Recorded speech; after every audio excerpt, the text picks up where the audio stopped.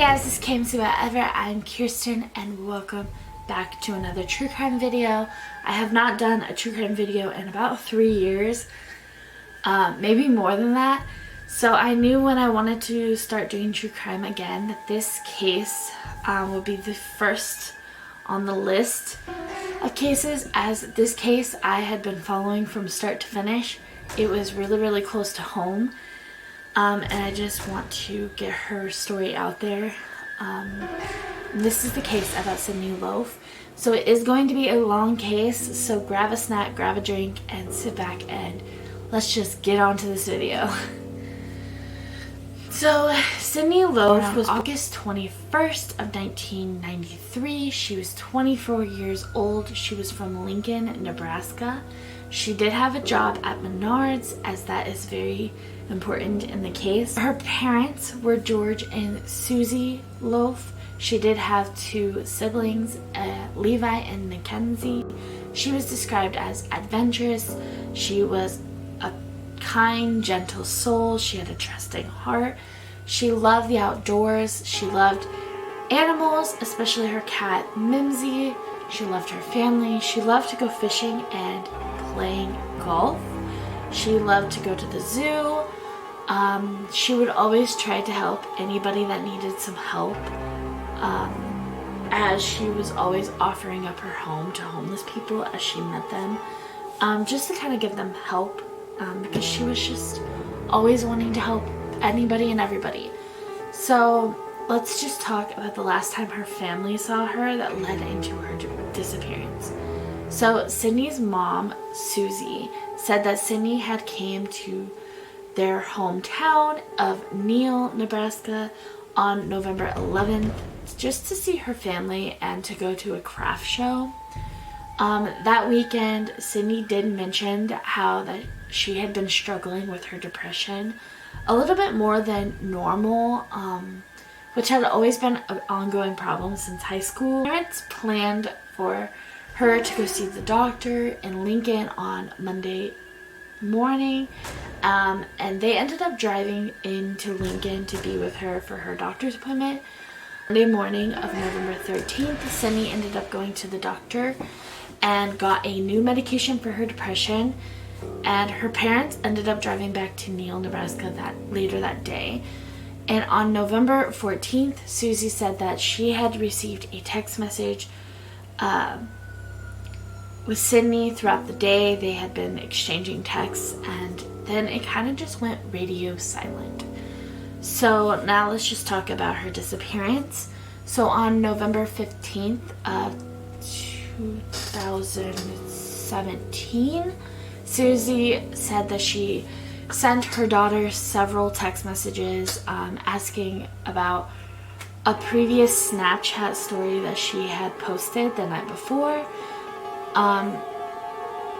But she never ended up hearing back from her daughter. Susie asked Sydney multiple times about her date, and she just never got a response. So on November 16th, when Sydney didn't show up for work, they knew something was wrong. Her coworkers tried to call her, but she did not answer the phone, which again was very unlikely to happen. Susie said at some point of the day that nobody had heard from her and seen Sydney that day at all. So at this point, she started sending more text messages to her daughter saying that she was really worried to call her. And again, Sydney never responded. No response back. So on November 17th of 2017, Susie ended up calling the Lincoln Police Department to report her daughter missing.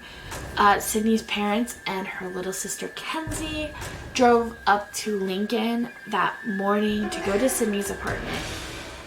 When they got to the apartment, they noticed a few things were off about her apartment. First, that Sydney's purse and her glasses were left behind.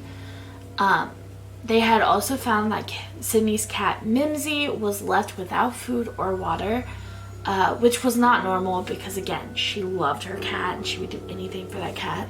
So at that point, they knew something was wrong, really wrong. So now let's just jump right into the investigation part.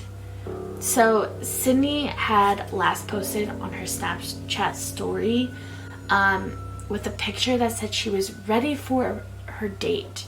And that was on November 15th. So they discovered that she ended up meeting somebody on the dating app Tinder. Police ended up serving a search warrant to Tinder and found that they had exchanged 140 messages with a woman named Bailey Boswell. And these messages were sent anywhere from November 11th to the 15th. And then her last message was at 6:52, November 15th. And it was from Bailey saying that she was there to pick Sydney up. Police ended up looking into Sydney's phone and then found that GPS on her phone last pinged in Wilbur, Nebraska. They ended up discovering that Sydney's date Bailey ended up living in an apartment in a basement with a guy named Aubrey Trail, who was 53 years old. The landlord that lived upstairs had ended up telling the police that he had smelled a strong odor of bleach coming from the basement, but again, he didn't really think anything of it. On November 19th, police ended up serving a search warrant to the basement apartment residence, where they ended up finding that they had wiped down in the effort of cleaning up something. At this point, police ended up telling the public that Bailey and Aubrey were persons of interest in the case. And on November 29th, Bailey and Aubrey ended up posting a bunch of bizarre videos onto their Facebook, like they were innocent and that they were not involved in Sydney's disappearance at all. In fact, in one of the videos, Aubrey ended up saying, "I've never killed anyone in my life and I've never hurt a female in my life. So take that for what you will. The hell's that's worth. I'm not saying I'm a nice guy. I'm a crook. I'm a thief. Have been all my life, okay? But I'm not what you're trying to make me out to be." So also in these videos, Bailey ended up saying that the couple did go on some dates. But she last saw Sydney on November 15th, where she had stated that I went to take her home. She asked me to drop her off at a friend's house, so I did so. She gave me her number and I haven't heard from her since. So Bailey and Aubrey ended up bouncing around different motels, hotels in the Iowa and Missouri area, where they ended up getting arrested in Branson, Missouri on November 30th. They were found with a map of Mexico along with some cold weather gear, some camping gear, some burner phones, some sex toys, and a pair of Aubrey's boots ended up having blood on them. So they ended up getting brought back to Nebraska in custody. The police also looked into Bailey's last phone ping and discovered that on November 16th of 2017, the day after Sydney was last seen, that she was in Clay County, Nebraska. So while going there to see where she had went, on December 4th of 2017, 90 miles from Lincoln, there was garbage bags found along the side of the road. And inside those bags were Sydney's body parts dismembered.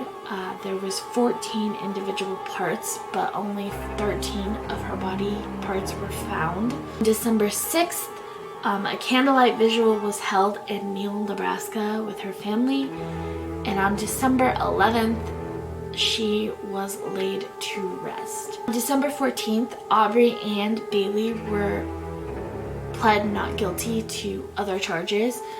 They, on January 24th of 2018, Aubrey had claimed that he had acted alone in Sydney's death.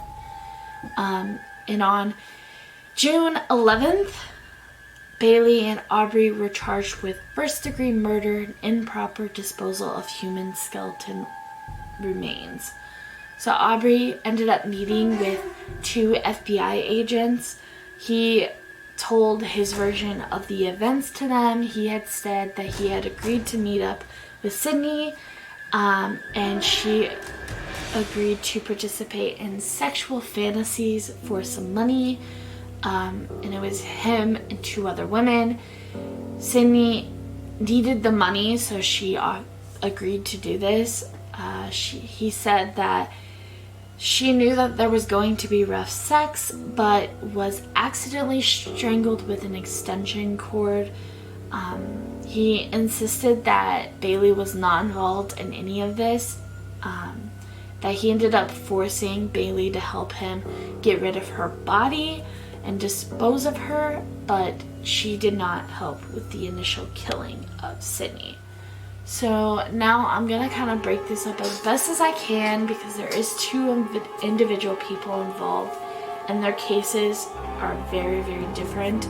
So now we're going to start talking about the trials of these 2 individuals. I'm going to start with everything that they had did together that we see and they investigated, and then I will separate it into 2 separate people. Okay, so on June 12th of 2018, they ended up appearing for their first appearance on a video conference. The judge ended up denying them bond, so they have to remain in custody and they have no bond to get out. And on March 18th of 2019, prosecutors ended up filing additional charges of conspiracy to commit murder.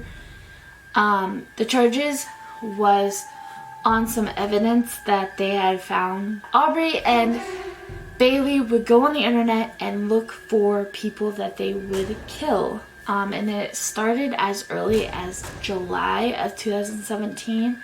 They would solicit women and the intent to kill them. They would recruit others to also do these murders. And Bailey would end up choosing the victims for them. So on November 15th of 2017 at 10:35 in the morning, surveillance cameras ended up showing that Bailey and Aubrey buyed tools and supplies that they would end up using to dismember and dispose of Sydney's body. Since this purchase was made hours before the date and before her death, this is when Sydney was very much alive and at work. Police believe that this was a premeditated murder. So prosecutors ended up showing that showed what Aubrey had did that day, and all this was before Sydney had died. They said that on November 14th that Bailey and Sydney went on a date and they ended up smoking marijuana. So on November 15th, they bought the tools and supplies to end up killing Sydney. Phone records show that Bailey and Aubrey were blocks away from Sydney's apartment, where they had followed her from her job. Video surveillance from Menards showed where Sydney worked, showed that Aubrey was only a few feet away from Sydney, watching what she was doing. They were seen buying trash bags and cleaning supplies right before the date. So these are just evidence of premeditated murder, that they were going to kill Sydney and they knew that. So now I'm going to break it up into separate trials for you guys. So I'm going to start with Aubrey, because Aubrey's trial kind of happened before Bailey's did.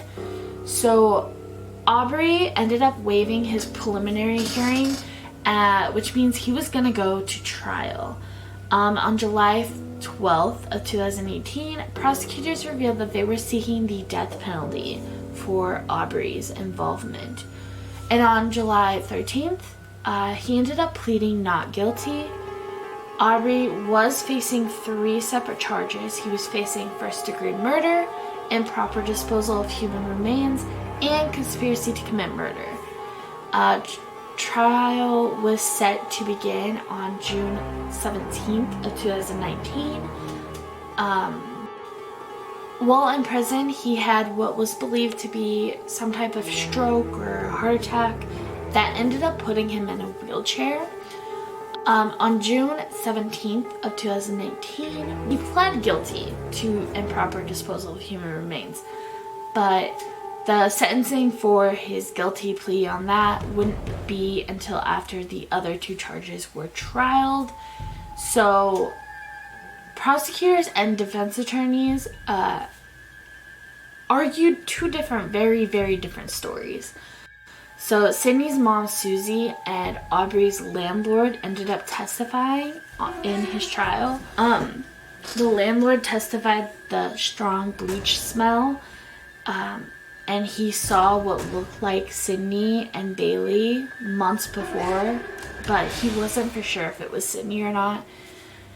And on June 24th of 2019, Aubrey ended up yelling in the court, "Bailey is innocent, curse you all," before slicing his throat, which was to believe a pin at the time.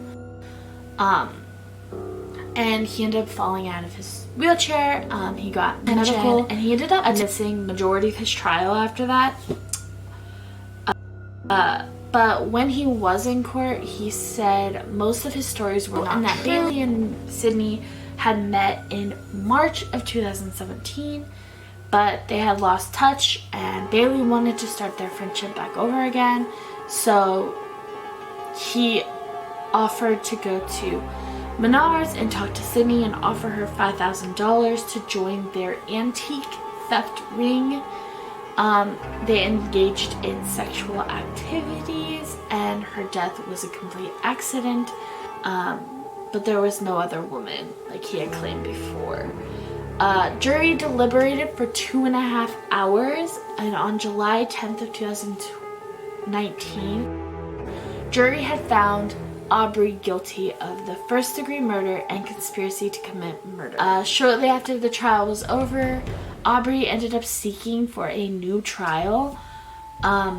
In December of 2019, the state had new evidence that he ended up bringing a razor blade into the court's room, and that's how he slit his throat. We're trying to determine this for a new trial, but unfortunately it was declined. And on January of 2020, the state had found 3 judges to determine if Aubrey would get the death penalty. That's kind of Nebraska state law. So Aubrey's death penalty trial was set to begin in June of 2023, but because of COVID and everything, it got postponed to December 15th of 2020. Aubrey ended up speaking at the trial, admitting that he killed Sydney.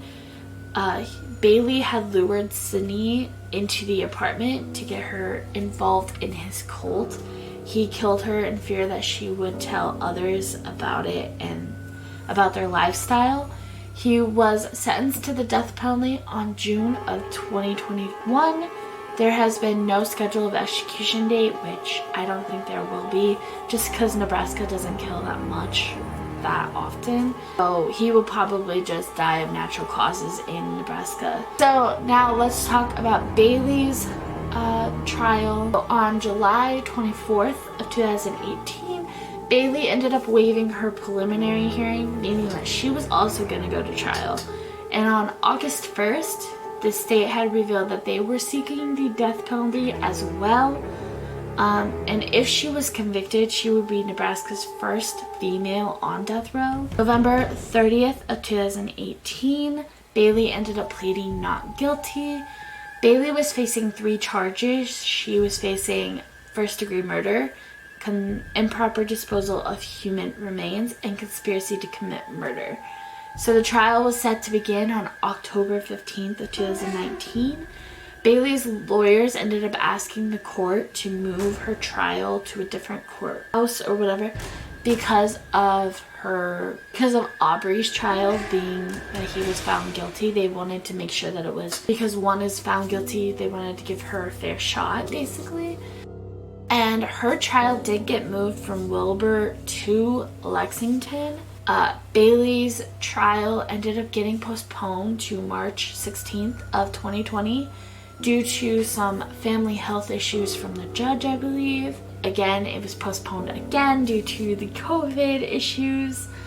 And her new trial was set to begin on September 23rd of 2020. So Bailey was found guilty for first-degree murder and improper disposal of human remains. Bailey was sentenced to life in prison plus 50 years for the conspiracy to commit murder with no possibilities of parole. No death penalty was issued as of November of 2021. She's in prison for the rest of her life and Aubrey is on death row. So now let's just talk about a little bit of the aftermath after everything was done. Sydney's family ended up creating a scholarship called the Sydney Loofe Memorial Scholarship. I will have all that information linked down below because I believe it still happens. That is Sydney's story and everything that happened to her. If you like these kind of videos, give them a thumbs up. Comment down below. R.I.P. Sydney. Subscribe if you haven't already so you can enjoy more true crimes for the future. And I'm going to leave it at that, and I will just leave you with some beautiful pictures of Sydney and to honor her life.